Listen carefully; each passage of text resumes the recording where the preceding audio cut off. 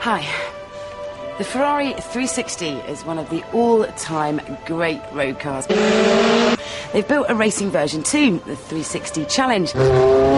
And now, in a terribly confusing fashion, they've built a road version of the racing car. That's right, a road version of the racing version of the road car. Are you sitting comfortably? Good, because this is its story.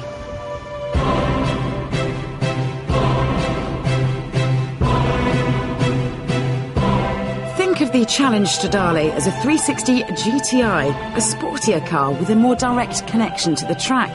The little details mean you never feel far away from the Formula One team. Even this shade of red, Rosso Corsa, is the same as Michael's. The price? £130,000. Which is 30 grand more than a standard car. So, what does that extra money get you? Well, actually, it gets you a bit less. A bit less weight, that is, thanks to a few materials that fell off the back of an F1 lorry. In fact, there it is, in the background. They give you carbon fibre door panels, remove all the carpets, fit carbon ceramic brakes, and even titanium wheel bolts. Underneath, there's a dual-layer floor with F1-inspired holes and fins to tidy up the airflow. The keenest viewers among you will have noticed the slightly longer nose, the slightly modified sills, the slightly lipped boot, and the fact that the rear is slightly higher than the front. All of which aids aerodynamics, but perhaps the best modification is in this window. You know, the one with the view. By tweaking here and there and painstakingly polishing the inside of the engine, Ferrari has managed to massage power up to 425 bhp, which means 60 in 4 seconds. That's a whole half a second quicker than your mate's stock 360. Show me the keys. So it's lighter, it's more aerodynamic, it's faster. But is it any better?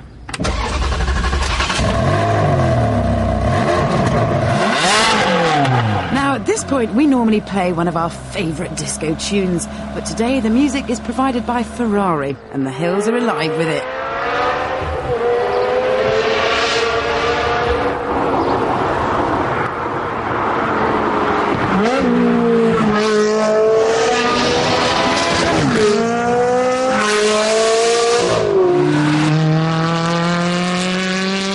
I suspected the sports exhaust would become rather wearing, the stiffer suspension would be jarring, and the paddle shift gearbox would be as jerky as all the others. But I was wrong.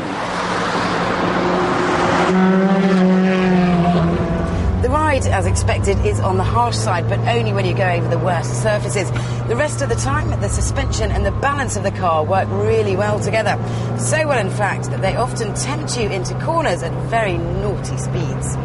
Now, I defy anybody not to fall in love with that engine. Oh,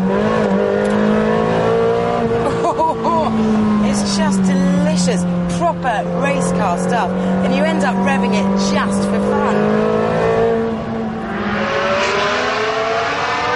The Stradale has no manual gearbox option, only the paddles. Check out the longer lever on the right, which is easier to reach for those quick up changes out of hairpins. Traditionally, it's been a struggle to make the paddle shift work smoothly with a highly tuned engine, but thanks to the latest software, this is the best system I have ever tested. See? No jerks. Oh.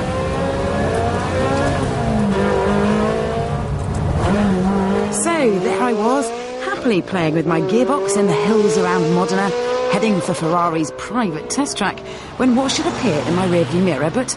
Scoop! The new Ferrari 456 in full-on secret testing gear. Currently, right behind me is a Ferrari sort of camouflaged, and I'm a bit scared because it's probably got some right little tasty driver behind the wheel.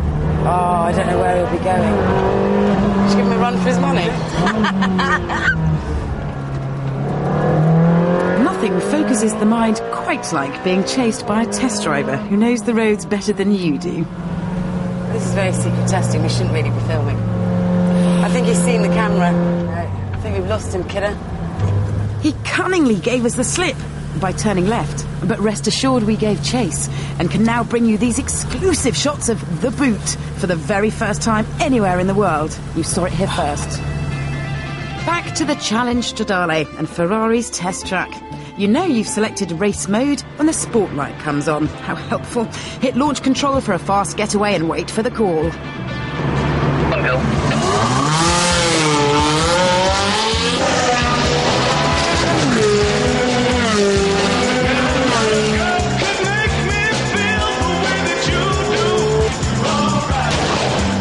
Tiff had warned me the stiffer suspension would make the car twitchy and hard to slide. Don't know what he was worrying about.